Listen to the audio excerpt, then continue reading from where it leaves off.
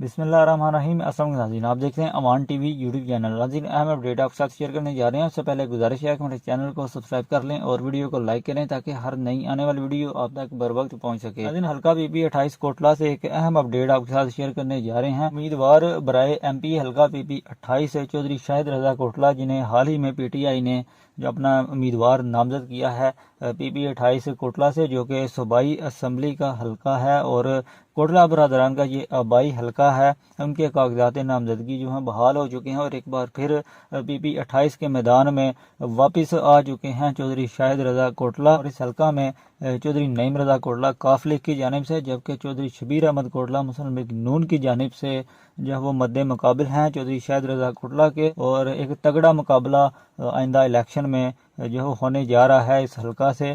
تین بھائی جو ہیں وہ مد مقابل ہیں اس حلقہ سے۔ کمنٹ باکس میں اپنی رائے سے ضرور آگاہ کریں۔ اگلی ویڈیو تک کے لیے دیجیے اجازت۔ اللہ حافظ۔